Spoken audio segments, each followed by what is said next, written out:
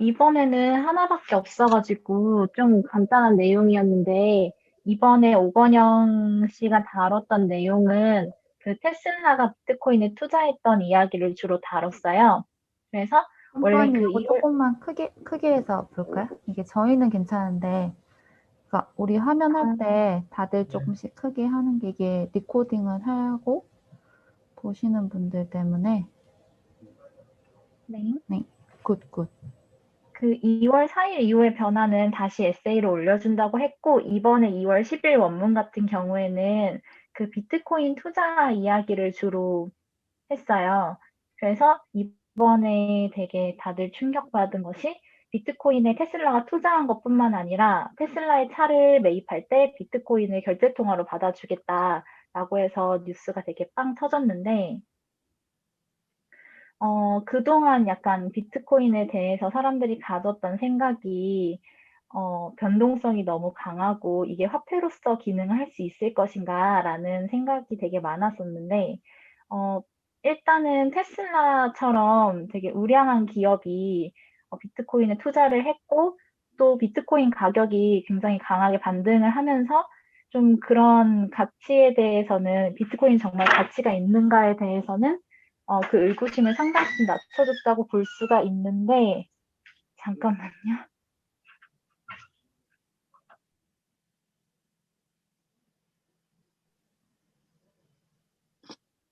실제 비트코인 가격이 많이 올랐죠.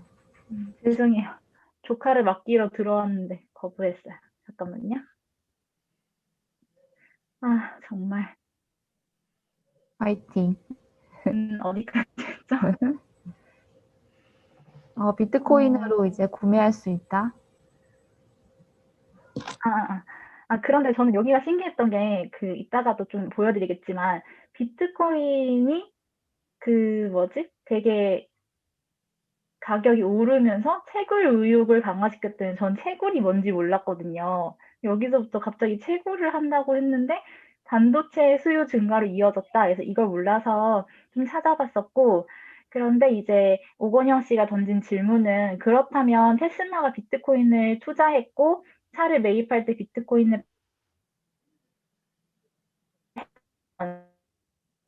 비트코인에 대해 생각을 해볼 필요가 있다라고 이제 의문을 던졌죠.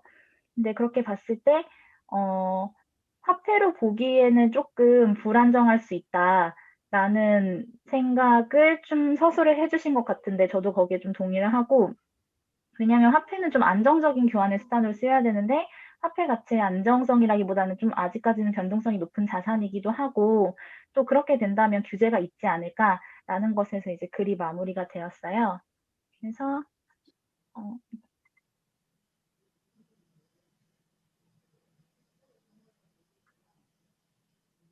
의견을 말씀을 드리면, 약간 글의 구조가 테슬라랑 비트코인의 가격 상승으로 비트코인 가치에 대한 의구심을 낮춰줬는데 채굴 기업의 채굴 의욕을 상승시키면서 반도체 수요 증가 해서 채굴이 뭔지 좀 찾아봤는데 아마 모르시는 분들 글을 읽어보면 저는 아직도 완전 피규어되진 않았지만 읽어보면 뭐 그래픽 카드라던가 CPU의 성능이 되게 중요하다 이런 내용이 나와서 그래서 반도체 수요가 증가했구나 어렴풋이 좀 이해를 했고 그리고 테슬라로 인해서 이제 화폐로서의 가치를 얻을 수 있을까에 대해서는 저도 아직 그런 것 같진 않다고 생각을 했었고, 마지막으로는 그냥 얘를 화폐로 인정한다기보다는 아직까지는 테슬라가 그냥 변동성이 큰 가치에 투자를 한 데서 그친 게 아닌가라고 생각을 했습니다. 나머지 분들도 의견 주세요. 네, 제 위에 거 올려주시면 될 것 같고요. 일단 흥미로웠던 건 많은데 반도체 수요 증가로 그 이었던 건 되게 좋은 생각이었던 것 같고요. 두 번째, 이 화폐로서의 의미가 이게 있느냐라는데 사실 뭐 어려운 얘기인 것 같아요. 오늘 수시펑님이 이따가 뭐 레이달리오 그것도 뭐 해주시겠지만 저도 그게 궁금하게 생각하는데 사실은 아직도 부정적이거든요. 그 이유는 이제 오은영 씨가 말했듯이 너무 옛날에 쌀이랑 똑같은 거죠. 옛날에 쌀이 가격이 풍년이면은 이제 가격이 확 떨어지고 그걸로 물물거렸던 조선이나 일본 같은 경우에는 그때 그 너무 변동폭이 커서 문제가 컸는데 어쨌든 두 번째로는 이렇게 각 국에서 중앙 정부들이 가만히 놔두지 않겠다는 거죠. 왜냐면은 각 통화, 특히 달러로 가진 미국 같은 경우는 통화 주권인데 이걸 뭐지? 내부에 준다? 그래서 쉽지는 않을 거라 생각을 하고 특히 규제를 한다던가 세금으로 절대 안 봐주고 이러면은 결국은 중요한 거는 우리가 자산이라던가 그리고 세금이라던가 이런 것까지 오피셜하게 인정이 받아야지만 그 비트코인이 될 수 있는 건데 어쨌든 각국 정부들이 인정 안 해줄 거고 그래서 좀 찾다 보니까 이런 거를 봤거든요. 한국은행이 이제 디지털 화폐라고 해서 이제 현금 없이 하는 거 되게 재밌었어요. 되게. 근데 이것도 되게 반발이 커요. 왜냐하면 특히 이런 자유주의 국가 같은 경우에는 중앙 정부를 하나의 이익 집단이라 보고 언제든지 자신을 훼손할 수 있다고 믿기 때문에 결국 이렇게 되면 이제 모든 뭐라고 하죠? 어둠의 경제라고 하나요? 그 그런 뭐랄까요? 뭐가 있지? 뭐 매춘이라던가 그 음지에서 벌어지는 걸 양지로 끌어내고 싶어 하잖아요. 정부는 계속 그래왔고. 그래서 이제 신용카드도 많이 하고, 신용카드도 많이 공제를 시켜주고 이런 식으로 했는데도 아직도 안 되는 부분이 있단 말이에요. 그 말은 뭐냐? 어떤 사람들은 내 그거 갖다가 내 그런 사용처, 내 소비의 사용처를 정부에게 알리기 싫다는 거잖아요. 그런 게. 그래서 근데 만약에 디지털 화폐 이런 CBDC가 돼버리게 되면은 솔직히 정부가 맘먹으면 1초 만에 다 할 수 있는 거죠. 그러니까 그런 것 때문에 CBDC도 쉽지 않을 것 같기도 하고 그래서 뭐 반대로 비트코인이 뭐 가능성이 있을 것 같기도 하고 이런 생각이 좀 들었고요. 하여튼 결국 미래는 모르겠다. 마지막으로는 비트코인 같은 경우에 이렇게 지금 테슬라가 차량 구입용으로 쓸 수 있겠지만 또 직접 매입을 한 걸로 알고 있습니다. 그렇죠? 그 말은 근데 그런 데는 가능해요. 왜냐면은 그 워낙 능력 있는 그 프로그래머들이 있고 하기 때문에 문제가 없는데 과거 한 2, 3년 전에 계속 살펴보면은 비트코인 이런 암호화폐의 가장 큰 장점이 뭐 보안이나 상호 뭐 다 그 정보가 다 결합 블록식으로 다 말라가 블록체인이 돼가지고 뭐 해킹의 위험이 없다 막 이런 식으로 얘기했는데 문제는 그걸 거래하는 거래소에서 우리가 보관하게 되는데 그 비트코인을 거래소가 해킹당한다던가 진짜 모르죠. 해킹을 당했는지 지네들이 먹고 튄 건지 모르겠지만 개인이 아직 사기에는 뭐 기업은 가능해요. 저런 그런 거래소 통하지 않고 내가 비트코인을 소유하고 그걸 관리할 수 있는 능력이 상관없겠지만 우리가 IT 능력이 부족한 개개인들은 분명히 거래소를 통해서 거래를 해야 되는 건데 그러면 비트코인의 매력이 굉장히 사라지는 거거든요.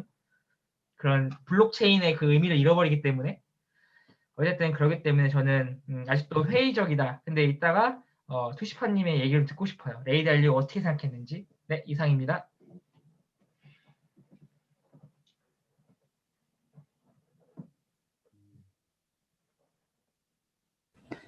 어, 잠시만요.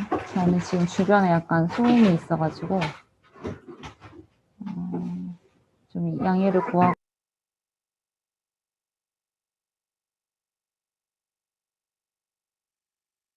제가 잠깐 말해도 될까요? 네, 지금 말씀을 드리면 저는 그러니까 비트코인을 지금 샀던 게 어떻게 보면 사실 좀 자산을 확보했다는 느낌보다는 저는 그냥 또 워낙 이분이 좀 미래 가치에 대한 투자 이런 거 좀 좋아하잖아요. 큰 그림 그리는 거 좋아하고. 근데 그런 사람인데 사실 비트코인을 초반에 이분이 앨런 머스크가 계속 비트코인 자기가 초반부터 못했던 걸 엄청 늘 이렇게 불만, 후회를 이렇게 하면서 계속 그래 왔었거든요. 비트코인을 그때 투자했어야 되는데, 비트코인을 그때 했어야 되는데, 이런 얘기들 굉장히 많이 해온 사람인데, 비트코인을 옹호를 하고. 근데 이제 제가 느끼기에는 약간 이게 뭐 비트코인을 가까운 시기에, 혹시 이 비닐 소리 괜찮으세요? 너무 크게 안 들려요? 괜찮아요? 네. 그러니까 가까운 시기에 도입을 한다, 이렇게 얘기를 한 걸로 봐서는 이 비트코인이 지금 뭐 뉴욕 주민 거기서 얘기했지만 이게 금이랑 같이 변동성 그 측면에 따졌을 때는 비트코인이랑 금이랑 그 변동성 수치가 비슷하게 왔기 때문에 본인은 금을 투자하지 않고 비트코인을 투자하고 있다 이렇게 얘기를 했지만 사실 저는 그 수치를 어떻게 측정하는지는 잘 모르겠고 그냥 그 사람이 헤지펀드 매니저니까 그 사람 말을 전적으로 믿자고 하면 그럼에도 불구하고 아직까지 그 오건영 씨가 얘기한 대로 뭔가 어떤 물건을 구매하고 이러기엔 너무 변동성이 큰 자산이고, 그래서 이 사람도 얘기하는 게 비트코인을 샀지만 비트코인을 또 테슬라를 살 수 있지만 가까운 미래라고 얘기했지 이게 언제라고는 얘기를 하지 않으면서 그냥 약간 또 한번 큰 그림을 그리고 그냥 약간 빠진 느낌이 사실 저는 기사를 읽으면서 들었거든요. 이렇게도 할 수 있지. 그러니까 자기가 약간 비트코인을 투자를 못한 것에 대해서 뭔가 그 비트코인을 활용한 또 하나의 서사를 쓰고 약간 이걸 또 한번 쇼업하는 그런 느낌이 되게 많이 들었었거든요. 그 기사에서. 왜냐면 비트코인은 본인 투자 못했지만 비트코인으로 차를 살 수 있다. 이런 개념은 또 본인이 처음 내는 거니까.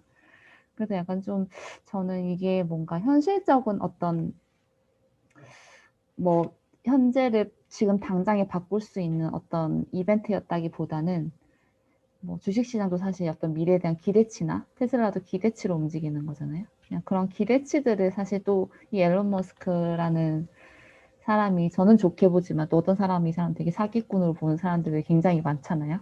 그런 측면에서 또 하나의 어떤 서사시를 하나 펼쳐놓은 게 아닌가 네, 그런 생각이 들었고 사실 또 이번 주에 그 앨런 머스크 동생이 자사주를 굉장히 많이 팔았잖아요. 280억치인가 팔았는 걸로 알고 있는데 그래서 좀 그럼에도 불구하고 사실 지금 주가가 그렇게 많이 빠지진 또 않았거든요.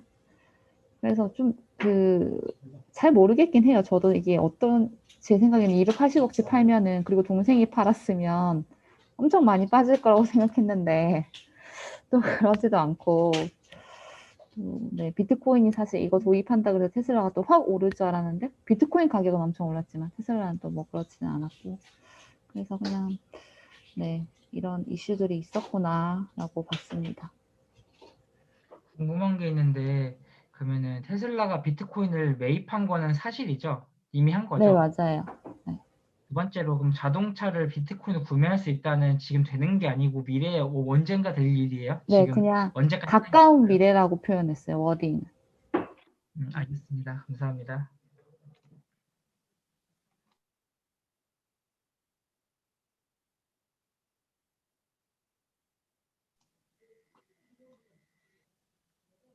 넘어가시죠. 네, 넘어가도 될 것 같아요. 투시파님 혹시 있어요? 예, 얘기 안 했구나. 사님이 의견이 원문을 혹시 가주실 수 있나요? 제가 거기다가 댓글로 남겨놔가지고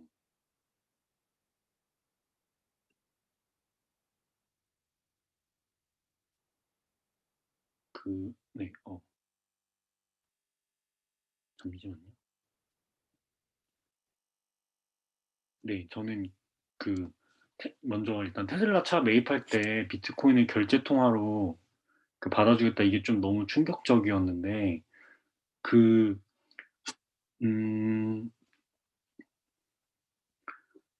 오건영 씨가 이런 말을 하는데 실제 화폐로서 이게 비트코인이 기능할 수 있을 것인가에 대해서 이제 의구심이 강했었다라고 말씀을 하셨는데 이게 저는 그러니까 레이 달리오 발표를 따로 안 하고 이거랑 같이 합쳐서 제 의견을 좀 말씀드리려고 사실 했었는데 그 이게 오건영 씨 주장이 틀리지는 않지만 부정확하다고 저는 생각하거든요.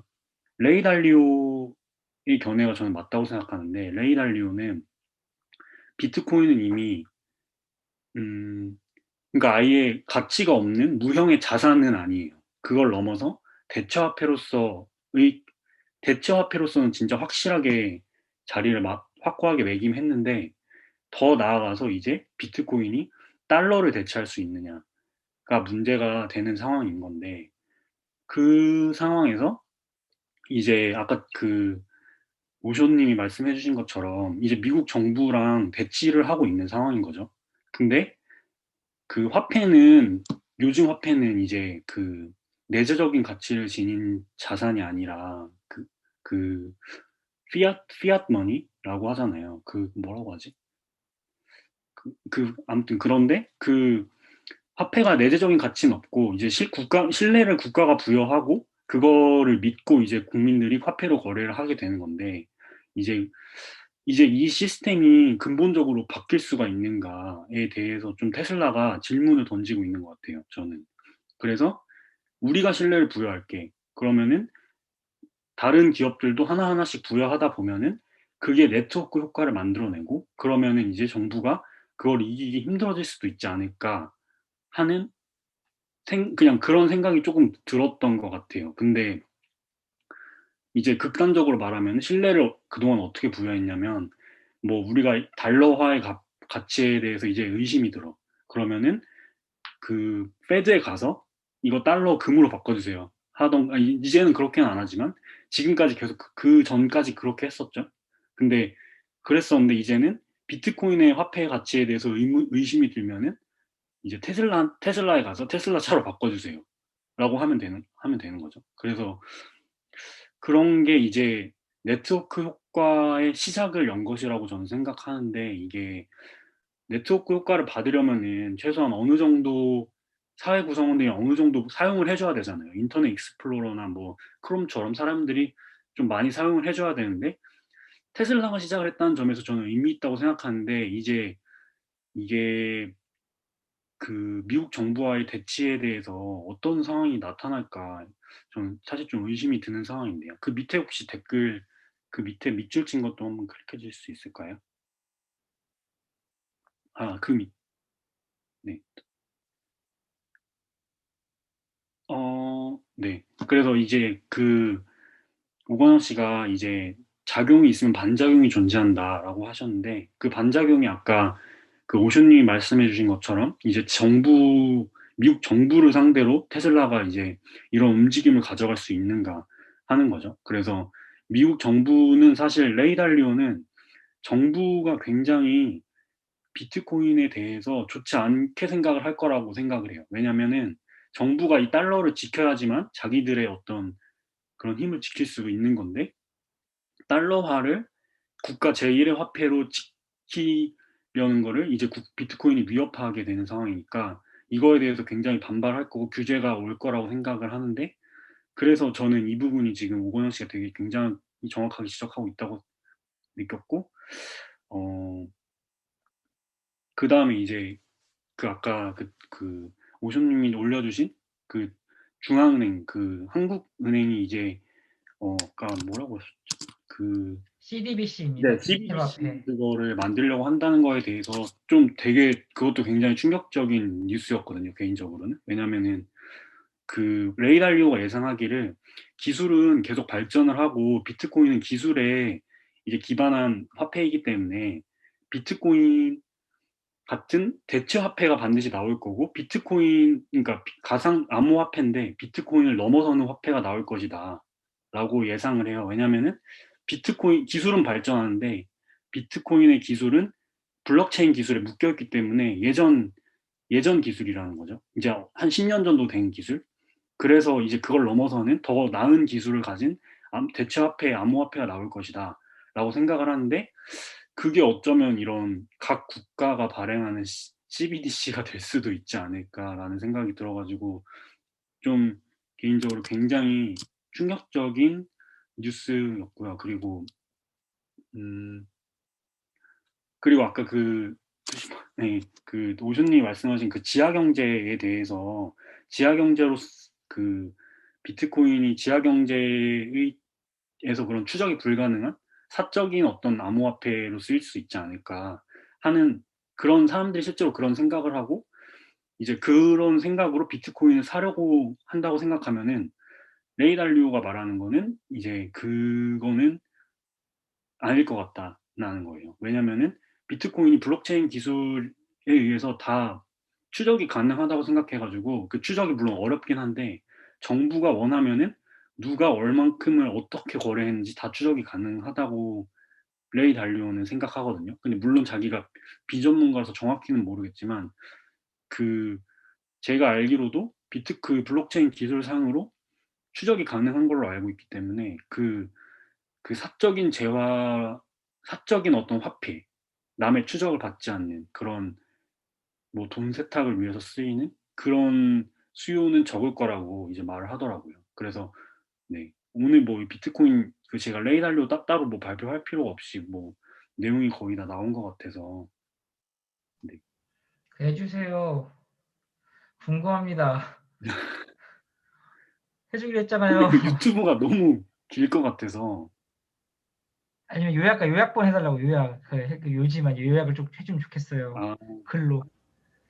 저는 두 번째로 저는 또 투시판 얘기 들으면서 사실 우리가 화폐 역사 생각해 보면은 그 금본위제고 원래 중앙 정부가 발행하지 않았던 걸 알고 있어요. 그 전에는 그 유럽 같은 데서 이게 뭐 제네바에서 뭐 금을 맡기면은 그 종이를 줘서 그걸 다른 유럽에 가서도 그 그런 은행들이 그 제네바 은행에서 발행한 거가 수표같이 그렇게 쓰이는 걸로 저는 알고 있는데 생각해보니까 유럽 같은 경우에는 화폐의 시작이 사적, 그러니까 정부가 아니라 사적인 기관에서 시작된 걸로 기억하는데 생각해보니까 우리는 이제 그런 착각에 이제 꼭 정부가 화폐를 발행해야 된다는 그런 우리가 그렇게 살아왔으니까 하나의 그 선입견이 있잖아요.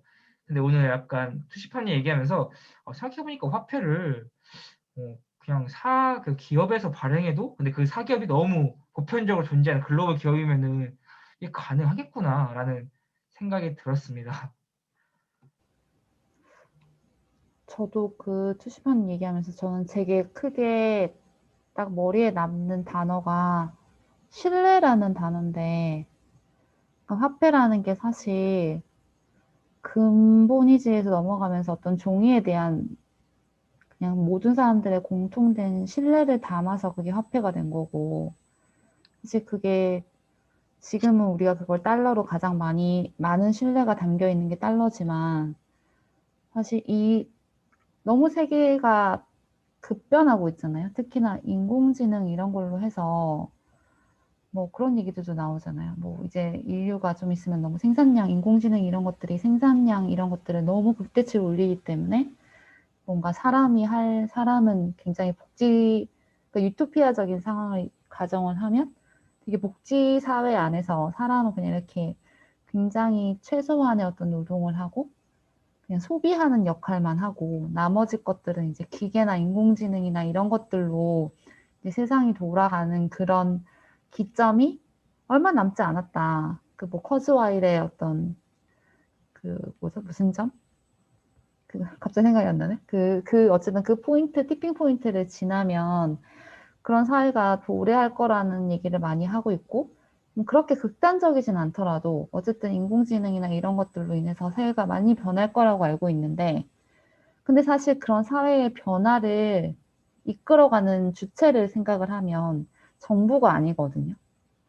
어떤 테슬라나 아마존이나 이런 어떤 굉장히 그 빅 컴퍼니들이 세상의 변화를 사실 리딩하고 있고, 그 말인즉슨 그들의 어떤 힘과 파워가 점점 훨씬 더 커질 거고, 그럼 아까 말했던 그 신뢰를 주는 주체가 더 이상 국가가 아니라 그런 큰 기업으로 넘어가더라도 전혀 뭔가 이상하지 않는 그런 상황이 될 것 같아서 저는 좀 이 얘기를 들으면서 그런 사회가 변하는 것의 어떤 흐름에서도 이거를 좀 잘 지켜봐야겠다? 약간 그런 생각이 좀 들었어요.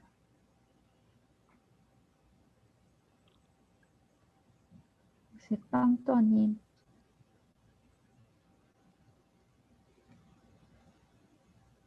저도 비슷한 생각이라 말하면 겹칠 것 같아요.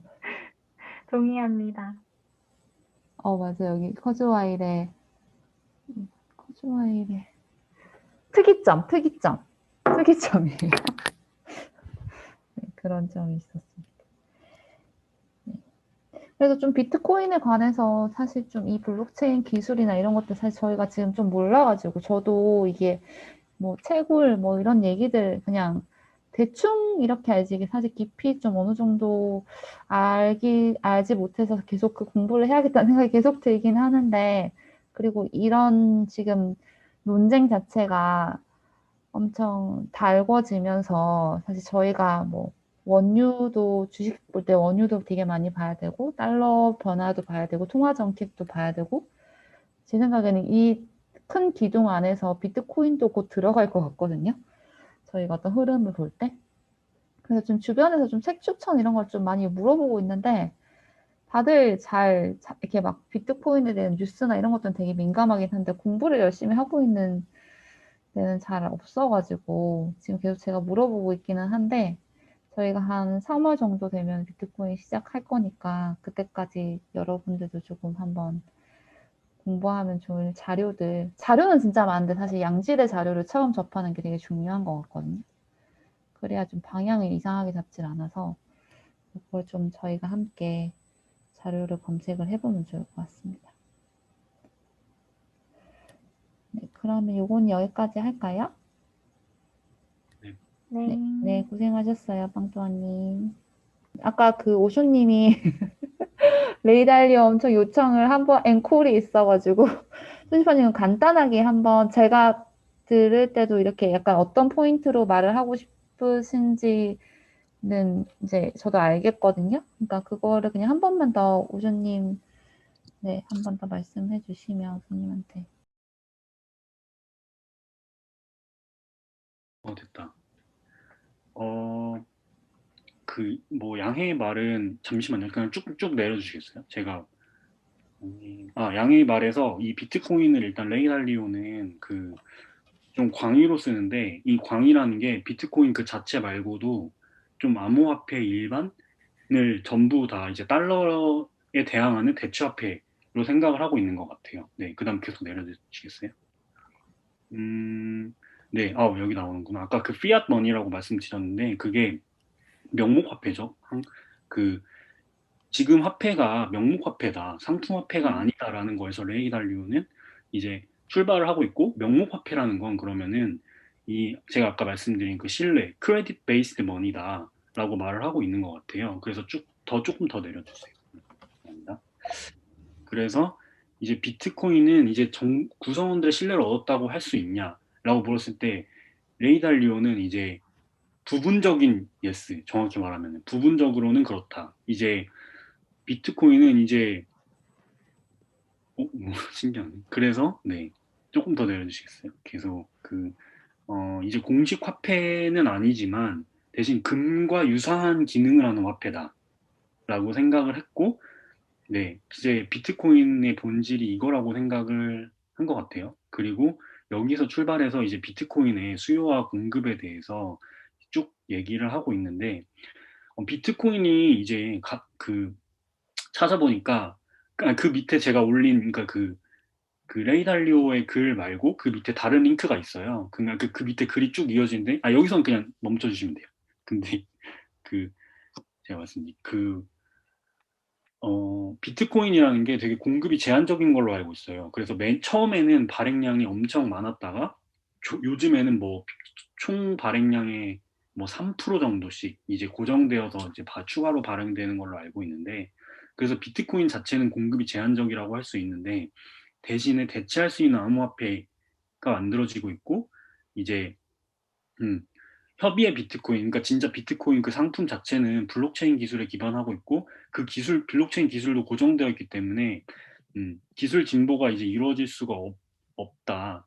그렇기 때문에 앞으로 기술적으로 비트코인보다 진보한 이제 암호화폐가 개발되어서 비트코인의 자리를 대체할 것 같다라고 이제 레이달리오는 그냥 미래 예측을 하는 거죠. 근데 아까 그 CBDC 나오면서 좀 흠칫했던 것 같고요. 그 다음에 저 잠깐만 여쭤보고 싶은 게 네네. 여기 위에서 협의의 비트코인 작동 방식은 제한적이다. 네네. 이 말이 이게 제한적이라서 그럼 더 만들 수 있는 비트코인 자체가 종류가 제한적이란 얘기예요? 이게 그러니까 그 조금 제가 설명이 부족했던 것 같은데 비트코인, 그러니까 계속 비트코인이 어쨌든 인터넷 기술을 기반으로 하고 있는 화폐잖아요. 근데 그 IT를 기반으로 하고 있는 화폐인데 그 IT는 그 사이버 위협에 취약하기 때문에 블록체인을 이제 위협할 수 있는 사이버 세큐리티 같은 게 조금 위협을 받을 수 있고, 그런 위협하는 기술들이 계속 진보할 텐데 비트코인 기술은 그대로 멈춰 있는 상황에서 이제 비트코인이 기술적으로 진보가 안 되는 거를 이제 감당할 수 있겠는지라고 생각하는 것 같아요. 그래서 그 작동 방식, 네, 작동 방식이 제한적인 거랑 공급이 제한적인 거랑 조금 헷갈릴 수 있는데 조금 별개라고 네, 저는 그렇게 해서 적긴 했거든요. 그러면 얘를 위협한다는 얘기는 얘를 채굴을 못하도록 위협을 하는 건가요? 아니요, 아니면 그냥 그 시스템 자체를 붕괴시킨다고? 네, 맞아요. 해킹하는. 음, 돈복제. 온라인 게임 나온 돈복제가 가능한 거죠. 네, 맞아요. 음, 그런 거. 네, 감사합니다. 네. 그리고, 네, 그래서, 비트코인이 그래서 이제 가상화폐니까 실제 어떤 가치가 있는지에 대해서 신뢰가 없잖아요, 사람들이. 그래서 비트코인이 저도 몰랐는데 콜드 스토리지라는 게 있더라고요. 근데 정확히 찾아보진 않았는데 오프라인으로 소유할 수 있는 방식이다. 근데 이렇게 하는 사람이 실제로는 적다고 해요. 그 방식이 좀 뭐 쉽지는 않은 것 같은데 들어보니까. 그래서 이제 비트코인의 테슬라가 이거를 테슬라 차로 바꿔주겠다. 그게 진짜 좀 어, 비트코인의 어떤 위협을 하나 덜어주는 그런 내용이 되는 거죠. 그 다음에 수요에 대해서 이제 비트코인은 이미지와 달리 그렇게 아까 아니 그 지하 경제에서 쓸 수 있는 그런 사적인 부의 저장 수단이 아니고 정부가 진짜 원하면 일일이 다 추적할 수 있다라고 레이 달리오는 생각하고 있고요. 그리고 네, 그리고 중앙에 되게 중요한 논의가 나오는데 정부는 국가의 공식 화폐에 대한 통제권을 가지고 싶어 한다. 이게 최초의 중앙은행이 설립될 때부터 이거를 원하고 있었는데 이걸 원하고 그게 1600 몇 년이라고 네, 거기 그 원문에 나오는데 그 네, 그래서 이런 상황에서 비트코인이 달러를 넘어서려고 할 때 이거를 보고 있겠는가 미국 정부가 라고 생각을 하는 것 같아요. 그래서 네. 그래서 네, 이 정도이고 결론은 이제 비트코인은 이제 장기 옵션 같은 거다. 그래서 음, 그 가격이 굉장히 출렁일 텐데 만약에 좀 가격이 급등할 수도 있으니까 그래서 조금 자기들이 뭐 포트폴리오 구성할 때 조금 넣어놓겠다라고 생각을 하는 것 같아요.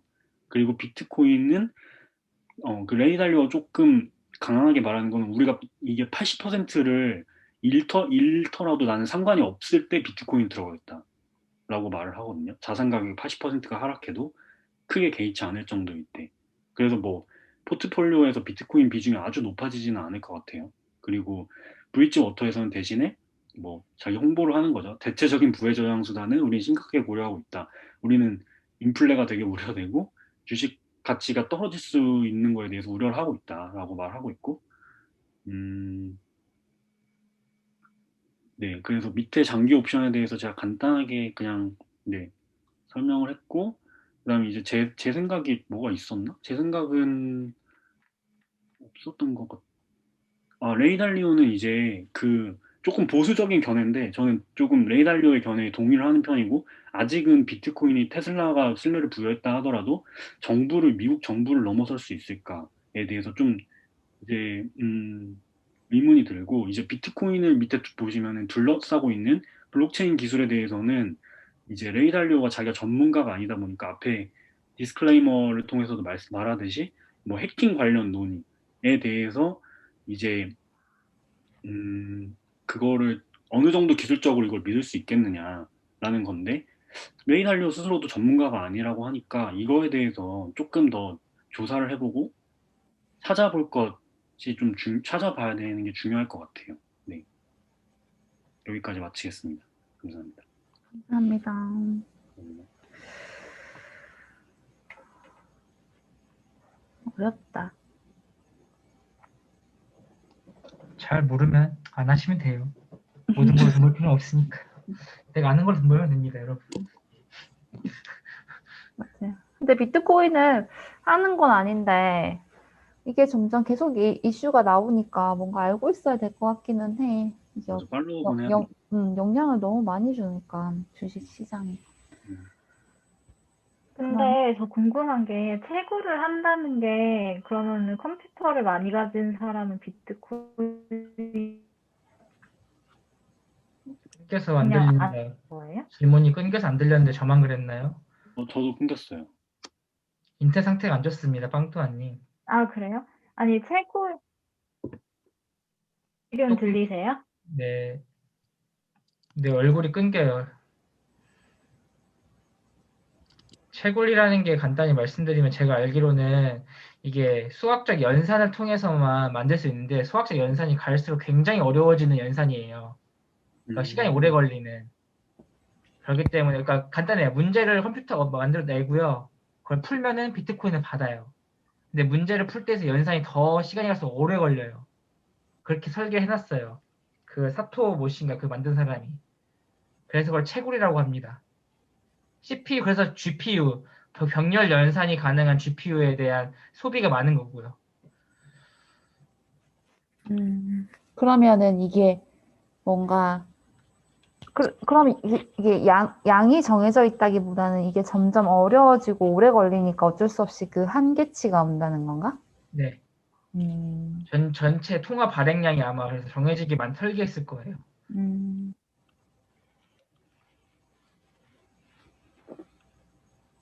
재밌군요. 네. 그러면은 우리 다음으로 넘어갈까요? 네.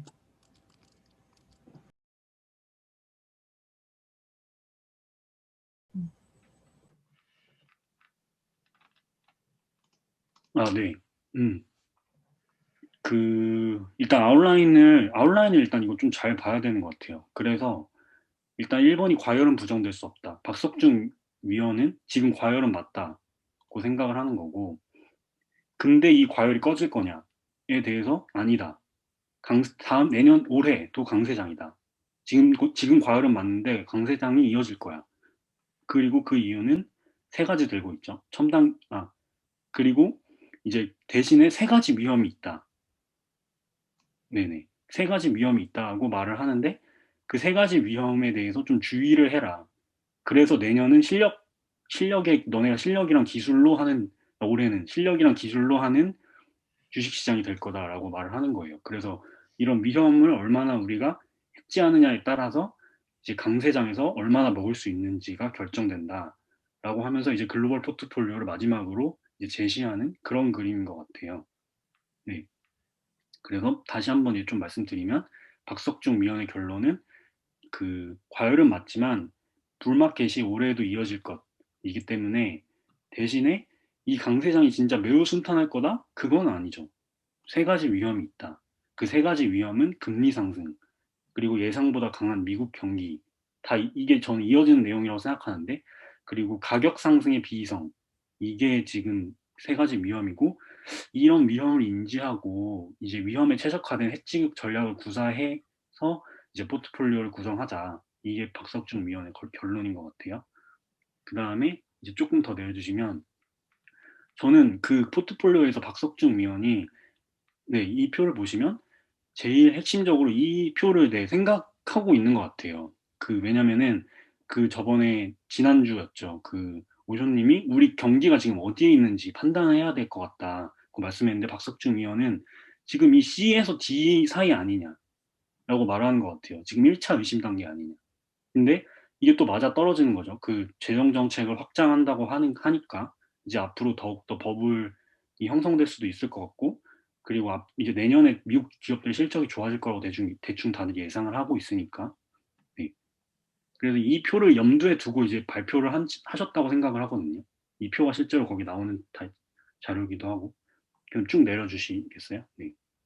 근데 이게 약간 다르지 않나요? 이번엔 다 같이 들어왔잖아요. 네, 조금 이건 소로스의 표기 때문에 조금 다른데 대충 이런 그림에 맞추려고 하셨던 것 같아요. 조금 다른 건 맞습니다. 그리고 이제 과열은 부정될 수 없다고 했는데 이제 부정될 수 없는 근거는 세 가지인데, 하나는 투자자 심리고, 이제 투자자 심리가 워낙 날뛰고 있고, 두 번째는 밸류에이션, 이 밸류에이션이 특히 PE 레이시오가 지금 급등하고 있고, 그리고 세 번째는 뭐 다른 기술적 지표들이 있다고 했는데, 네, 내려주시겠어요? 그 다음에 투자자 심리는 조금 그냥 쭉 내려주세요. 이거를 제가 구체적으로 설명하면 시간이 너무 길어질 것 같아서 그냥 여기서 이 표 박석중 위원이 보여주는 그 표에서처럼 투자자 심리가 지금 ESD보다 위라고 하죠. 근데 그래서 지금 좀 굉장히 높은 상태다. 평균에서 그러니까 표준 편차의 2배만큼 거리를 벗어났기 때문에 지금 굉장한 탐욕 상태라고 생각을 하시는 것 같고요. 그럼 내려주시겠어요? 첨언하면 둘 다입니다. 이게 네, 회색이랑 남색이 겹쳐서 그렇고 아, 맞아, 맞아. 네, 통계에서는 이 표준 편차가 넘어가면 이상치입니다. 잠시만요. 거기서 조금, 그거 말씀하시니까 설명하게 생각나는데, 이게, 센티먼트는 이제 말 그대로 개인 투자자의 어떤 감정에 대해서 설명을 하는 거고, 이게 정확히 말하면은 투자자들한테 물어요. AAI에서 이제 내년 앞으로 6개월간 경기가 어떨 것 같냐. 고 물으면은 그 사람들이 이제 말을 하거든요. 불마켓이다, 아니면은 약세장이다, 아니면 중립장이다. 이거에 대해서 투표를 한 결과를 지금 띄운 거고요. 그래서 왼쪽을 보시면 퍼센트 단위죠. 그다음에 NAAIM 익스포저 인덱스라고 되어 있는 이 회색 그거는 심리가 아니에요. 정확히 말씀드리면은 익스포저라는 건데, 이 익스포저는 말 그대로 주식을 얼마나 샀는가, 미국 시장에서 이 기관 투자자들이 주식을 얼마나 매수를 했는가, 얼마나 보유하고 있는가라는 거기 때문에 이거는 심리가 아니고 좀 더 객관적인 지표라고 할 수 있겠죠. 네. 그다음 그래서 쭉 설명 내려주시겠어요? 좋아요. 너무 좋다. 그리고 이제 밸류에이션을 보면은 이게 밸류에이션을 좀 자세히 봐야 된다고 생각하는데, 이게 12MF PER 기준이에요. 12MF PER 기준으로, 그러니까 이게 PER이 주식 가격을 이제 EPS로 나눈 거잖아요. 근데 그 EPS가 추정치라는 거죠. 그러니까 앞으로 내년 전망을 추정을 했을 때 그걸로 주식 가격을 나눴을 때 지금 미국 주식을 보면은 지금 또 역대급으로 높아져 있는 상황이다라는 거고. 음. 근데 이게 나중에 그러니까 과거의 EPS로 나눈 게 있거든요. 그러니까 과거의 EPS는 2020년 코로나 시즌이잖아요. 그럼 어떻게 될 것 같아요? EPS가 더 작아지기 때문에 이게 훨씬 더 높아집니다. 네, 수직 상승. 보면 40, 지금 25잖아요. 40까지 올라가게 되더라고요. 실제로 네, 트레일링으로 살펴보게 되면은. 네, 그 다음에 더 날려주시겠어요? 그 다음에 이제 기술적 지표를 보면은 이거는 이격도랑 콜프 비율, 그 다음에 뭐 세 가지가 있는데, 이격도만 말씀을 드리면은, 이격도라는 거는 이제 자세하게 설명한 거는 밑에 설명이 되어 있고, 나중에 궁금하시면 읽어보시면 되는데, 장기 추세선에서 얼마나 이제 주가가 벗어나 있는가를 퍼센티지로 나타내 주는 거예요. 그래서 지금 200일 이평선을 기준으로 여기 보시면은 10%가 넘게 벗어나 있죠. 그게 지금 레이건 랠리랑 테크 버블 이후로 처음이 최고치라고 하니까 그만큼 이제 과열이라고 볼 수 있다고 하는 거죠. 박석중 의원은. 네. 그 다음에 계속 더 내려주시겠어요? 네.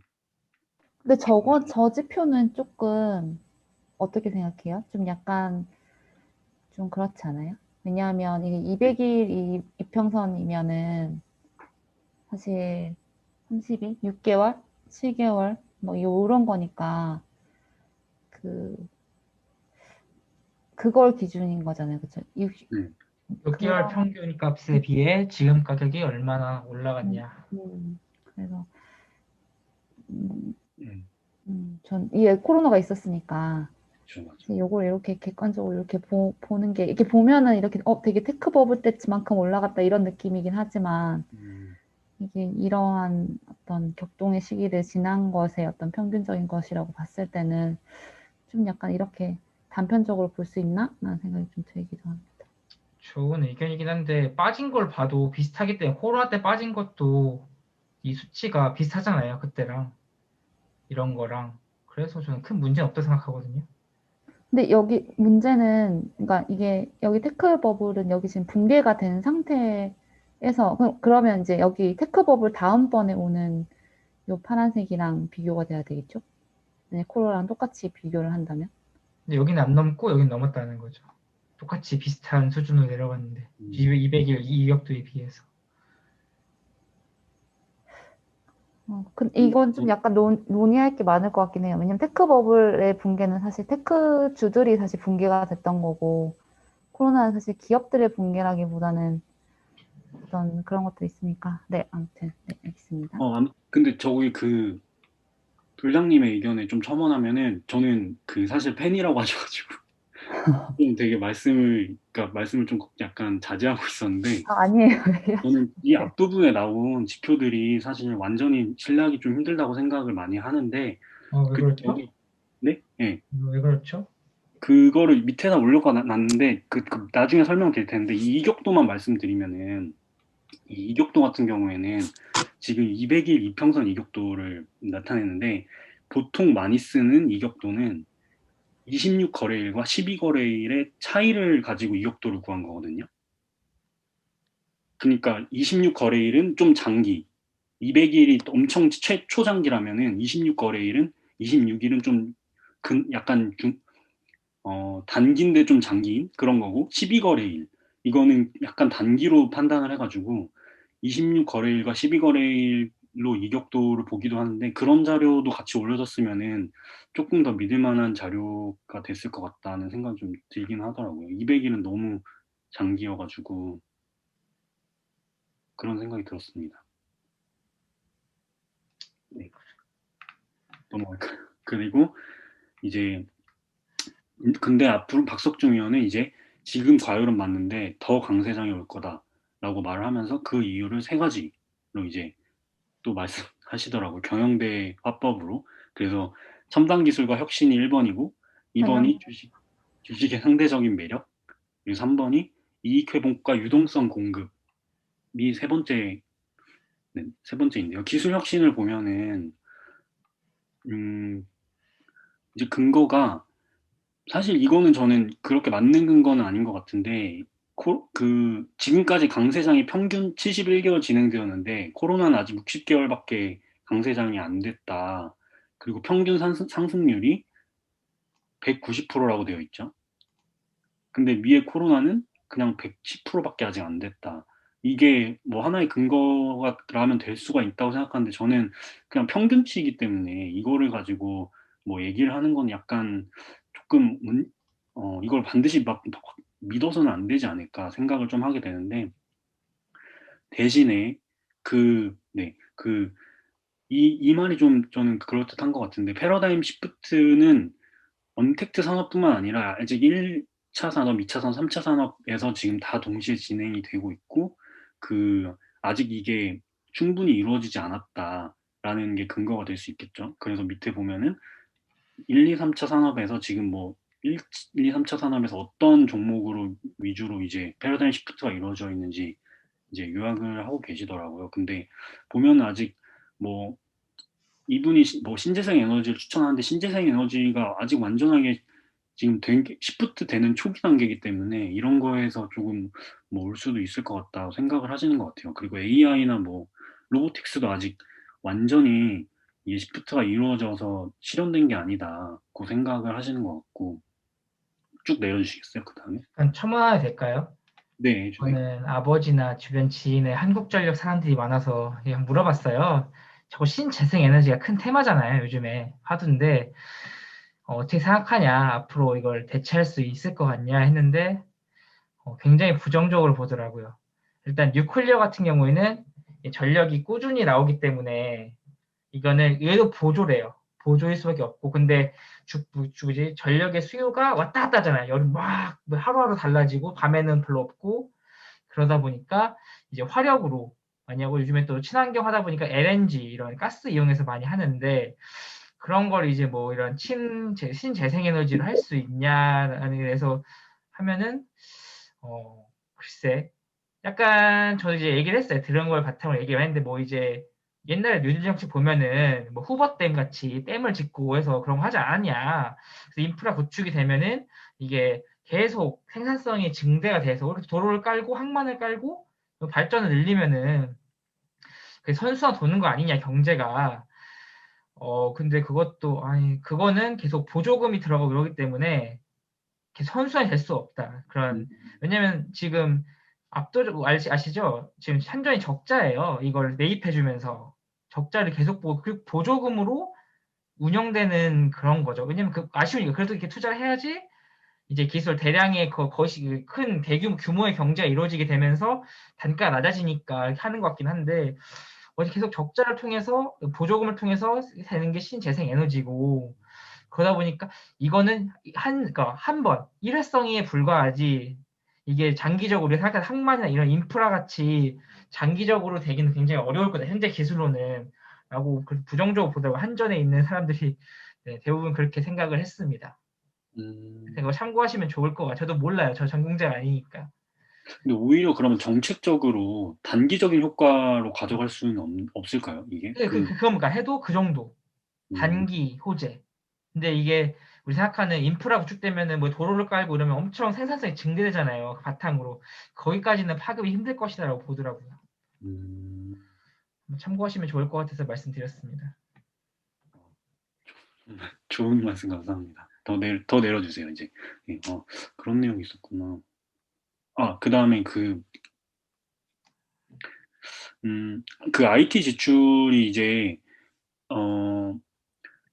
본격화된다는 거죠. 지금까지는 코로나 때문에, 그 IT 지출이 좀 묶여 있었는데, 이제 앞으로 더욱 될 거라고 이제 예측을 하는 거죠. 근데 이게 예측이라서 근거가 좀 확실한지 좀 이거는 좀 한번 검토를 해보기는 해야 될 것 같아요. 근데 뭐 지금까지는 그 미국 경기가 살아나지 않아서 수요가 별로 없었으니까 앞으로 살아나는 수요에 이제 예상을 해서 IT 지출을 늘릴 수는 있을 것 같기는 해요. 네. 그다음에 더 내려주시면은 네, 이제 두 번째로는 주식의 상대적 매력인데 이게 그 주식의 상대적인 매력이라는 게 주식에 일단 가정이 있어요. PER이라는 게 고정되어 있을 것이다. PER은 현재 수준에 유지될 것. 그리고 EPS 성장률은 이제 내년에 미국 경기가 개선될 거니까 뭐 현재보다 나을 것이라고 생각을 해가지고 이 주식은 EPS 성장률만큼 성장할 것이다. 라고 생각을 하는데 나머지 자산에 대해서 물가가 뭐 상승할 것 같지도 않고 그다음에 금리에 대해서도 사실 페드가 금리를 오래 유지한다고 했으니까 페드의 말을 믿어야겠죠. 그래서 금리에 대해서도 약간 의심이 든다라고 금리가 오르면 따라 오르는 자산들도 이것도 좀 의심이 든다 해가지고 이제 주식에 상대적인 매력이 있다고 박석준 의원은 생각하더라고요. 근데 저는 이게 약간 의심이 드는 게 이게 EPS 성장률이 추정치이기 때문에 제가 아직 그 추정치를 가이던스라고 하던데 이 가이던스를 좀 얼마나 믿을 수 있는가에 대해서 약간 의심이 아직 들어가지고 솔직히 잘은 모르겠어요. 저는 좀 제가 직접 이거는 시간이 없어서 못 찾아봤는데 한번 찾아보면 좋을 것 같다는 생각이 들었습니다. 오건영은 참고로 박석중 씨는 이렇게 성장할 거라 보는데 오건영 씨는 약간 부정적이었죠. 아닐 수도 있다라고 어, 예상을 했습니다.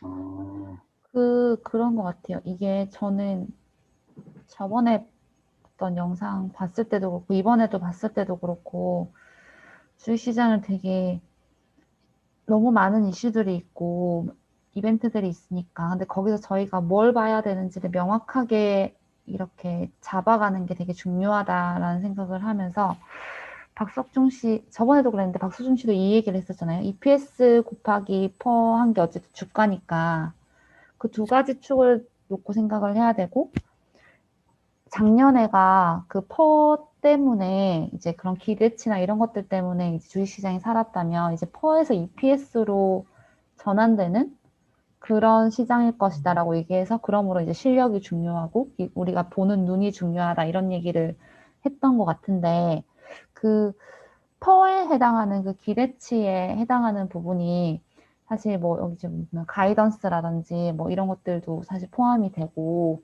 또 금리라든지 뭐 통화 정책이라든지 이런 것들이 다 반영이 되는 것 같기는 하거든요.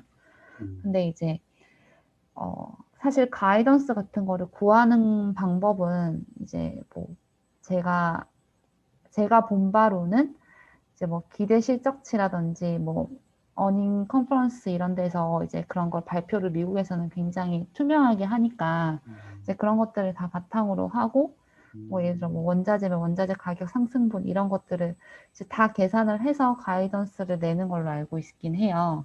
그래서 그게 보통은 우리나라 시장도 사실 영향을 많이 받지만 미국 시장 같은 경우에는 굉장히 그거에 대한 믿음이 크기 때문에 그 가이던스에 대해서 조금이라도 미끄러지면 주가가 확 빠지고 그런 거에 왔다 갔다 많이 하거든요.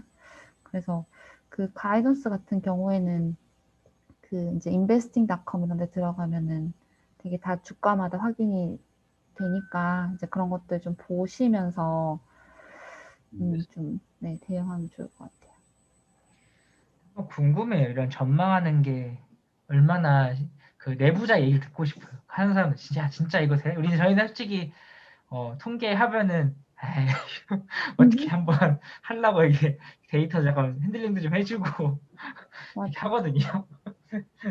근데 거기도 그런 것 같아요. 왜냐면 가이던스 나와도 보면은 아직도 테슬라의 적정 주가는 67달러라고 얘기하는 굳건히 얘기하고 있는 그 애널리스트가 있어요. 테슬라 맨날 까는 애가 있는데 또 걔 얘기를 들어보면 걔가 틀렸냐? 전혀 틀리진 않았어. 그 나름의 로직을 가지고 또 가이던스를 내거든요. 그래서 좀 내부자만 모시고 있으면 내부자만 모셔서 정확한 게 있나 싶어요. 네. 저 예상이니까요. 뭐 내일도 모르는 건데. 뭐. 맞아요. 그거 아까 말씀해주신 그 인베스트 뭐라고 하셨죠? 그 링크 investing.com? 네, 그것 좀 혹시 공유해 주실 수 있어요? 네네네. 보여드릴게요. 뉴욕 주미에 나오는데 안 보셨나 봐요. 아직 뉴욕 주민 듣고 있는 중이에요. 그거 혹시 그거 확인할 수 있는 사이트 몇 가지 있거든요. 그거 제가 그 사이트들 올려줄게요. 채팅창에. 그 제가 지난주에 나스닥에서는 이게 뭐 평균이랑 뭐 표준 편차 같은 것도 올려주더라고요. 그래서 좋았던 것 같은데 그 인베스팅도 한번 확인해 보고 싶습니다. 네, 거기는 그냥 어떻게 보면 사설 기관에서 그런 것들 좀 정리해서 저희 네이버 금융 같은 그런 거라고 생각을 하시면 될 것 같아요. 제가 자주 보는 거만 올려드릴게요. 그 다음에 한번 이제 논의를 이어가 보면은 그 이익 회복과 유동성 공급은 이거는 뒤에 세 가지 위험 얘기랑 결부되는 것 같아서 일단 뒤로 좀 미뤘고요. 세 가지 위험은 이제 박석준 위험은 세 가지 위험으로 이제 금리 상승 부담, 페드가 아무래도 금리를 올리지 않을까. 그리고 두 번째는 예상보다 강한 경기, 그리고 세 번째가 그, 그 가격 상승의 비이성? 이제 세 가지를 이렇게 들었는데, 이 중에서 첫 번째 저는 금리 상승의 부담이랑 두 번째 예상보다 강한 미국 경기를 굳이 따로, 그러니까 미국 경기만 보자면은 따로 설명할 필요가 없는 것 같아서 묶었어요. 그래서 묶었는데, 이제 물가 상승이 가시적일 거라고 다들 생각을 하는데, 그러면 이게 이 물가 상승이 언제부터 나타날 것인가에 대해서 좀 생각을 하게 되는 것 같아요. 근데 박석준 위원은 이제 물가가 여러 가지가 있는데 그 중에서 페드가 타겟팅하는 그 실제 물가 압력이 그 근원 PC 물가인데 이게 물가 상승 압력이 그렇게 높지 않다. 오히려 페드는 이제 디플레 압력이 잔존해 있는 거 아니냐라고 판단을 하고 있다고 그 박성준 위원은 생각을 하시더라고요.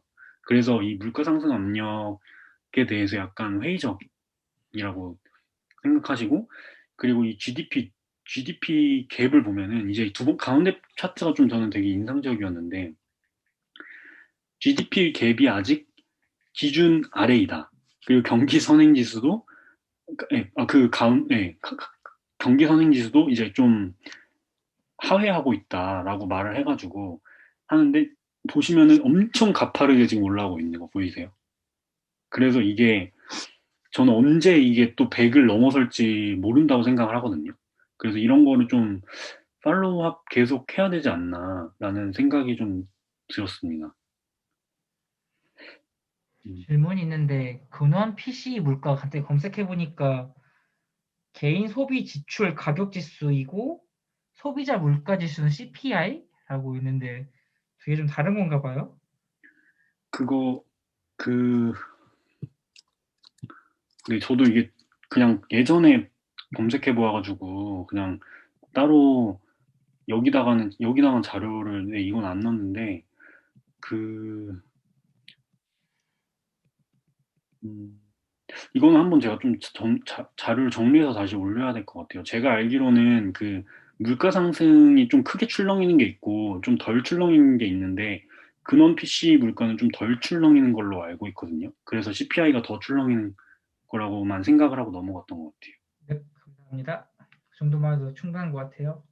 네, 항목이 다른 거죠? 들어가는 항목이.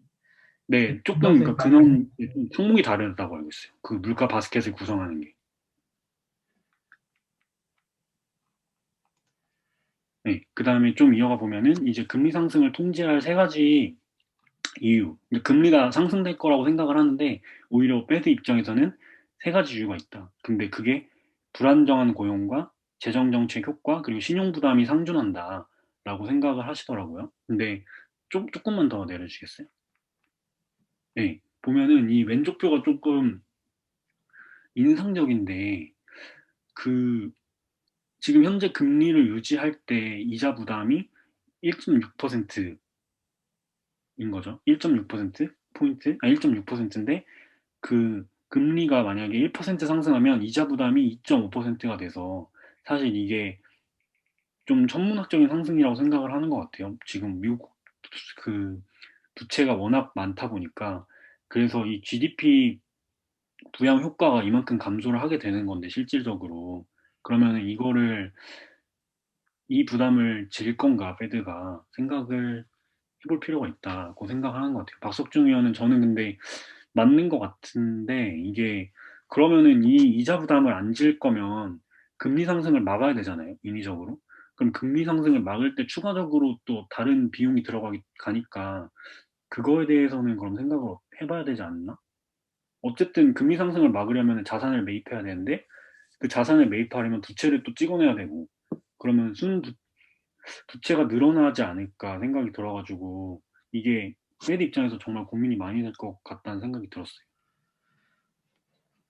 저도 당연히 저도 격석중 의원의 말이 맞다고 생각을 하는데 생각보다 저의 투자자의 좋아하는 투자자인 이제 친형의 말에 따르면 페드가 그렇게 말을 잘 바꾼다고 음, 한번 그것도 한번 찾아보면 좋을 것 같아요. 말을 얼마나 잘 바꾸나. 저금리 과연 2023년까지 저금리 유지한다고 했는데 음, 상황 바뀌면 말 바꿀 수 있는데 그게 뭐가 있을지 궁금해요. 금리를 이렇게 올리는 건 불가능한 것 같은데 이제 가능성도 아니고 불가능해 보이는데 올라간다면 어떤 시나리오가 있을까? 네, 궁금합니다. 그런 거는. 음. 그래서 금리가 저는 그래서 진짜 반드시 금리가 저는 오르긴 오를 것 같은데 이게 그거에 대해서 한번 생각을 하긴 해야 될 것 같아요. 말씀하신 것처럼. 네, 그래서 쭉 계속 내려주시겠어요? 그러면은 그리고 이것도 이게 지금 이제 내년 경기가 좋을 것 같다. 이제 미국 경기가 예상보다 강하게 될 것 같다라고 생각을 하는 이유 중에 하나가 감염 확산이 이제 급속하게 진정될 거라고 예상을 했잖아요. 근데 이게 지금 저는 이게 사실 이분이 전공자는 아니니까 이거가 얼마나 믿을 만한지가 계속 의심이 들더라고요. 근데 미국이 과연 다른 국가보다 좀 빠르게 진정이 될까? 그냥 그거 생각이 들었는데 좀 어떻게 생각하시는지 궁금해가지고 저는 좀 의견을 구하고 싶거든요. 저도 빠르게는 다른 나라보다 언제 될지 정확히 모르겠지만 상대적으로 빠르게 되지 않을까 싶어요. 음, 지금 보셨나요? 기사도 보셨나요? 이제 유럽하고 미국이 뭐 백신 수출 금지, 어디였지? 영국이었나? 그러다 보니까 오히려 일본이 지금 피해를 보고 있다고. 뭐 모더나, 화이자 이런 데 화이자는 아마 유럽, 프랑스 기업을 알고 있고 모더나 미국 아닌가? 하여튼 그런데 그때 그 처음 코로나 진단 키트 할 때도 봤잖아요. 국가가 이게 돌아버리면은 수출 금지시킨다든가 마스크 같은 것도. 근데 그러면 무조건 미국은 어쨌든 1등은 할 것 같은데 음, 종식은.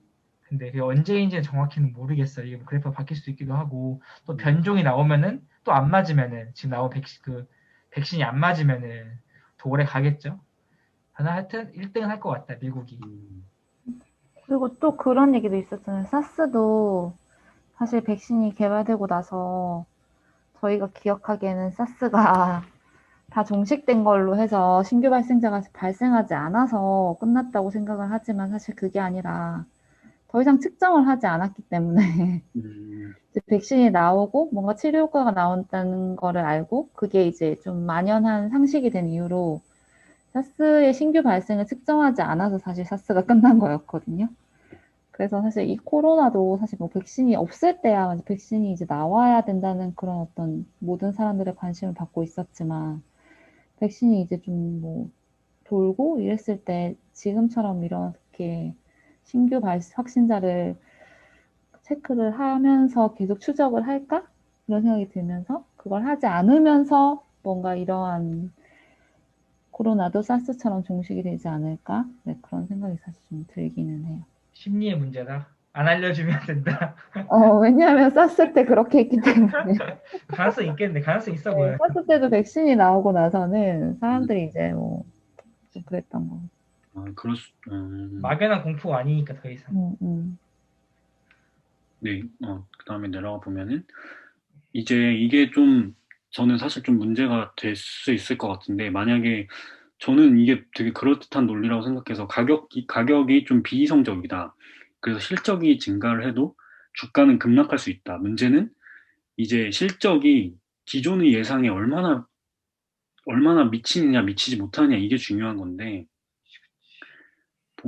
어, 네, 그래서 좀 보면은 지금 닷컴 버블 당시 기업 이익 성장 추정치가 이제 미친 듯이 높아졌는데 이게 성장률 전망이 또 급락하는 게 보이죠. 그래서 이런 전망이라는 게 결국에는 밸류에이션을 결정할 텐데 그게 지금 상당히 사실 심리에 엄청 영향을 많이 받는 거니까 이게 실적이 나오면은 사실 진짜 금방 무너질 것 같긴 하거든요. 그리고 오른쪽을 보면은 이게 전문가들이라고 이익 수정 비율이 지금 보이시죠? 그래서 파란색이 지금 S&P 500 주가가 3개월간 주가가 이게 상승하면은 이거에 맞춰서 전문가들도 추정치를 계속 올린다는 거예요. 그게 그래서 아까 전에도 EPS가 추정치에 기반하고 있는데 그게 지금 얼마나 믿을만한가 이걸 보면은 사실 또 신뢰가 또 약간 투명하게는 물론 하겠지만 그 과정의 공개는 되겠지만 과정에서 쓰인 숫자가 사실 전문가의 의견이기 때문에 이게 얼마나 믿을만한지가 조금 많이 의심이 드는 그런 자료인 것 같아요. 뉴욕 주민 책에 나오잖아요. 남들이 다 올리면 나도 올려야 된다. 어쩔 수가 없다.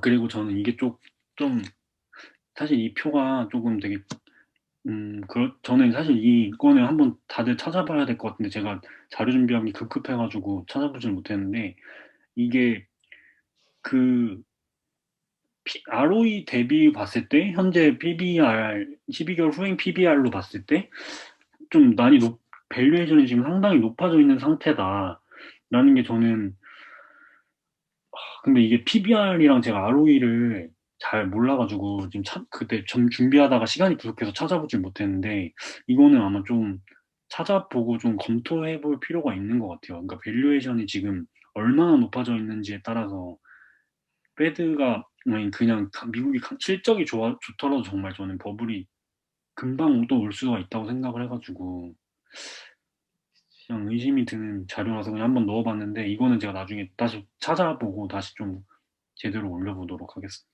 ROE는 약간 수익률 비슷하게 생각하면 돼. 내 자기 자본, 리턴 온 에쿼티거든? 리턴 온 에쿼티라서 내 자기 자본 대비 얼마나 이익을 냈느냐. 그래서 얼마나 레버리 잘 활용하고 이런 거라서. 근데 고평가는 이건 이그 지표는 확실히 고평가긴 하네. 근데 나는 이걸 보면서 느낀 게 이걸 딱 봤을 때도 나는 되게 건강하다라는 생각이 드는 게 ROE도 높고 그러니까 뭐 PBR만 높고 ROE가 되게 낮으면 뭔가 좀 이상하고 ROE는 높은데 PBR이 낮으면 투자를 해야 되고 약간 뭐 아무튼 그런 상황인데 지금 어떻게 보면 여기 지금 2분면에 있는 거잖아요. 4분 1분면인가요? 아무튼 나눴을 때.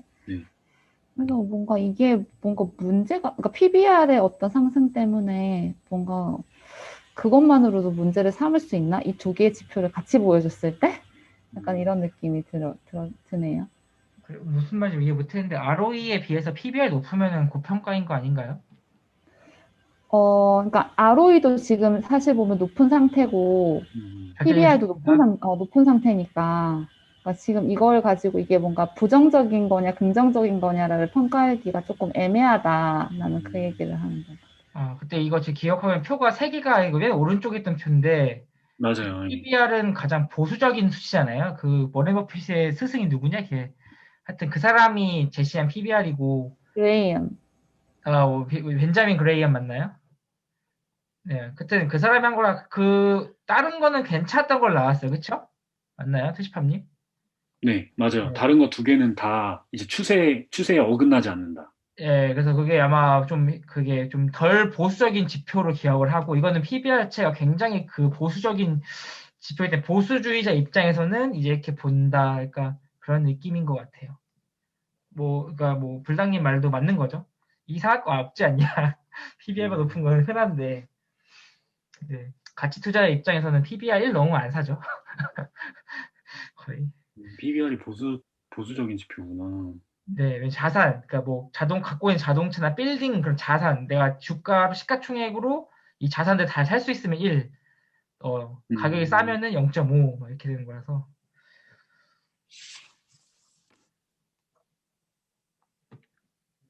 음. 이거는 저 한번 좀 더, 말씀해주신 내용 기반으로 한번 더 조사를 해보면 좋을 것 같습니다. 네, 그냥 ROE 말아도 돼요. 그냥 너무 깊이는 알 필요는 없는데 이렇게. 네, 음. 알겠습니다. 네.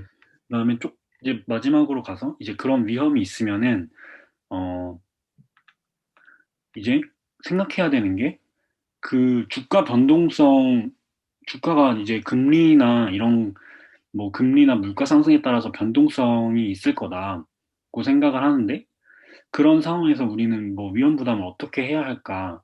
근데 뭐 박석준 위험 말은 이제 사실 롱 포지션을 어느 정도 가져가고 숏 포지션을 뭐 어느 정도 가져가는 식으로 뭐 hedge를 하는 전략은 아니다. 우리가 강세장을 예상하는데 그런 식으로 가져가면은 좋지 않다고 생각을 하는 거고, 그러면 어떻게 가져가야 하냐면 앞에서 말씀드린 그런 위험들, 물가 상승과 금리 상승의 위험이 있을 때, 그런 위험이 실현됐을 때 우리가 그나마 좀 손해를 덜 보려면은 이제 좀 포트폴리오를 다양하게 가져가야 된다고 생각을 해서 그런 포트폴리오를 이제 좀 제시를 하면서 끝나는 것 같더라고요. 그래서 그 종목 하나하나를 제가 뭐 설명드리는 거는 사실 좀 사실 그게 더 중요할 수 있긴 한데 그거는 유튜브 맨 마지막에 나오니까 그냥 각자 살펴보셔도 될 것 같아서 저는 네, 이 정도로 이제 내용 설명을 마치려고 합니다.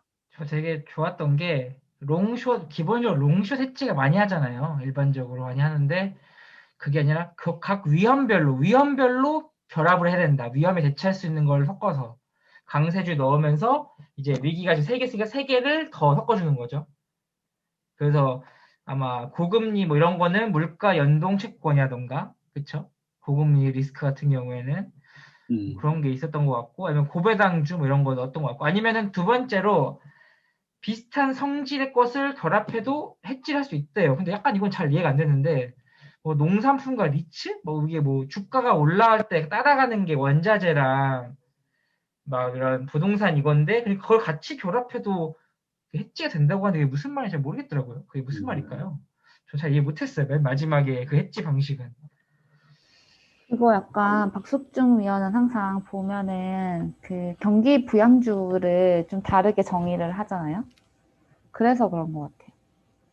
무슨 말인지 잘 알겠어요. 테크주들이나 그러니까 저희가 기존에 알고 있는 그 그 경기와 크게 그걸 뭐라고 그러죠? 경기 민감주? 경기 민감주 이런 것들을 저희가 알고 있던 거랑 좀 다르게 정의를 많이 하잖아요. 그래서 약간 좀 그러한 종목을 봤을 때 그때 경기랑 음, 그러한 종목에서 선별을 해서 그게 좀 낯설었던 것 같아요. 전통적인 관점에서는 얘랑 같은 성격, 같이 주가 연동되는 것 같지만 실제로는 아닌 그런 종목들이 있으니까 그렇게 하면 좋다. 그리고 이거 박석주 씨가 얘기했던 거 아닌데 누가 했는지 기억이 안 나는데 저희가 농산품 오른다고 농산품 솔직히 투자하기 쉽지 않잖아요. ETN 정도만 가능한데 그래서 이거를 뭐 1차적으로 뭐 다루는 그런 회사의 주식을 하는 것도 나쁘지 않다고 들었는데 네, 그것도 근데 그러면 돈이 오르니까 안 좋은 거 아닌가? 원자재가 가격이 오르니까 뭐 hedge를 해놓나? 그것도 잘 이해가 안 됐었는데 어쨌든 네. 근데 약간 좀 그런 그 그러니까 이 유사한 성질이라는 게 이제 이 주식과 유사한 성질인지 사실 요 앞에 있는 이 해지 방법과 유사한 성질인지는 잘 모르겠지만 어쨌든 결론적으로 사실 이 유사한 성질을 갖고 있는 하방이 견고한 저위험 뭐 이거에 대한 설명은 논리는 잘 모르겠지만 어쨌든 결과적으로 나왔던 종목들 있잖아요. 그 종목들이 지금 얘기하고 있는 그 강세장을 이끌고 있는 종목들이랑 되게 서로 해지가 되고 있는 건 맞거든요. 제가 그거는 저는 그런 종목들을 어쩌다 보니까 지금 담고 있고 계속 그걸 1년 동안 지켜보니까 좀 그렇게 움직이기는 해요. 결론적으로. 얘네들이야 그래서 인컴 대체 저위험 여기에 이제 배당이나 원자재나 이런 것들, 원유 이런 것들이 사실 지금 같이 그렇게 가고 있긴 하거든요. 그래서 조금 그렇게 가고 있다는 게 좀 구체적으로 설명해 주실 수 있나요? 좀 자세하게. 예를 들어 나스닥이나 이런 것들은 사실 그러니까 많이 빠지잖아요. 뭐 어떤 이슈들이 있어서 빠질 때도 있고 아니면 지금 말한 뭐 이 버블이냐 거품이냐 이런 것 때문에 또 빠질 때도 있고 성장주가 네, 출렁임들이 있는데 지금 상황에서는 지금 이제 경기들이 이제 부양되고 있는 상황이잖아요. 그러니까 이런 리츠주라든지 원자재라든지 이런 것들이 다시 어떻게 보면 좀 각광을 받고 있으면서 이것들이 좀 상대적으로 움직이는 게 있는데 얘네가 떨어지면 얘네가 되게 그걸 뿜뿌를 받고 올라가요. 그 사실 이게 사실 그렇게 관계가 있는 건 아닌데 돈이 어쨌든 돈은 정해져 있으니까 이 돈들이 그렇게 움직이더라고요. 그래서 이게 서로 해지가 되는 측면이 있고 그다음에 여기 말하는 그런 원자재나 원유나 리츠 이런 것들은 지금 거기다 플러스로 아까 나스닥이랑 이런 해지를 해주는 거 플러스로 지금 이제 경기가 살아날 거라고 보잖아요. 그러니까 또 투자의 어떤 나스닥 이런 부분보다는 조금 더 이쪽에 이제 투자의 어떤 가치들이 올라가는 네, 그런 상황이 있는 것 같아요. 그래서 이제 해지가 되는. 이게 그 말인 거죠. 인과관계는 없지만 이런 뭐 고배당주나 뭐 방어 섹터 이런 게 나스닥이 떨어지면 올라가고 여기에 상관관계가 있는 거죠. 나스닥이 올라가면 얘네가 떨어진다는 거죠. 그러니까 해지가 되는 거고 두 번째로 이런 농산품의 리츠 같은 경우에는 뭐 비슷한 그게 뭐 주가랑 같이 나스닥이 오르면 같이 오르긴 하지만 기본적으로 가격 하한선 방어선이 밑에를 방어해 주는 게 확실하기 때문에 분명히 올랐을 밑에도 때. 본전이고 주가 오르고 같이 오를 수도 있고 주가 나스닥이랑 같은 성질의 거이긴 하지만 해지가 가능은 하다. 방어는 되니까 이게 맞아요. 네. 그 말인 거죠. 네. 감사합니다. 그래서 사실 좀 개인적으로는 그 앞에 얘기했던 그런 뭔가 뭐 금리 관련해가지고 움직이는 뭐 여러 가지들 추천해줬잖아요. 개인적으로 지금 여기 말 잠깐 보면은 뭐 끊겼습니다. 마이크 끄셨어요. 순간적으로. 저도. 지금은요? 지금 나와요. 그 뭐 경기 물가 연동체라든지 레버리지 론이라든지 장기물 숏 이런 것들 그런 것들보다는 사실 그 뒷부분에 얘기했던 방법이 조금 더 우리가 하기에는 좀 수월하지 않나 했지로 네, 그런 생각이 들었어요. 뒷부분에 이게 그 주식 그 종목 쫙 보여준 거 말씀하시는 거죠? 그러니까 뭐 저위험이나 뭐 배당이나 원자재나 이런 이런 주식이 조금 더 저희가 하기가 편하지 앞에서 얘기했던 그런 파생적인 것들을 하기에는 조금 더 그렇죠. 어렵지 않나 개인 투자자가 네 그런 생각이 들었어요.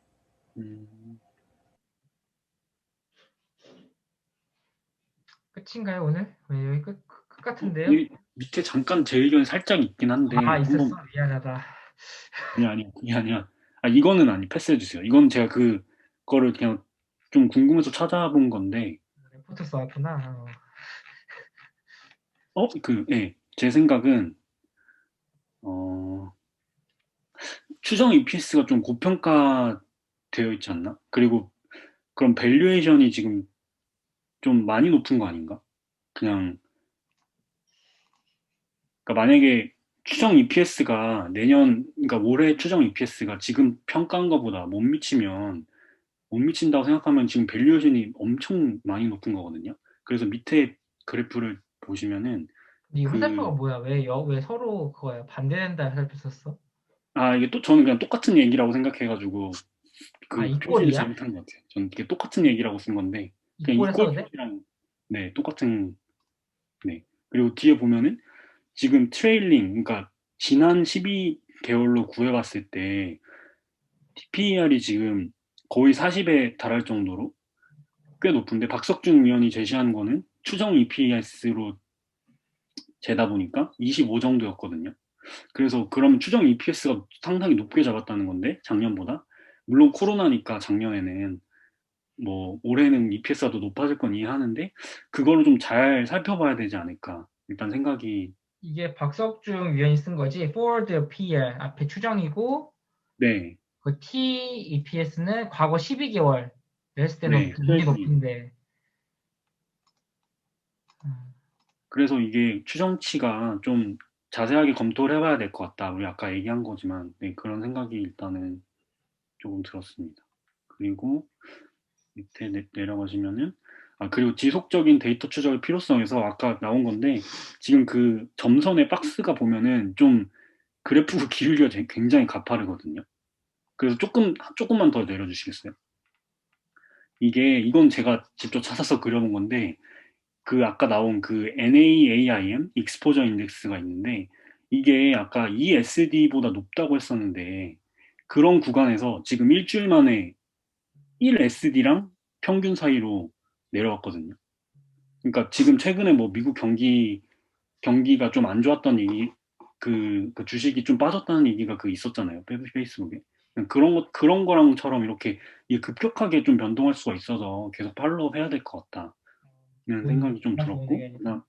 이게 네. 뭐예요? 아까 나왔던 거야. 그 과열 그, 지수. 아, 미국 기관 투자자들이 얼마나, 기관투자를 하는 거? 네, 이건데, 지금 이 아, 회색이 쭉 내려온 거거든요. 아, 이거 아마 그거 같아요. 게임스탑 때문에 기관들이, 그 출렁임들이 엄청 컸던 것 같아요. 어,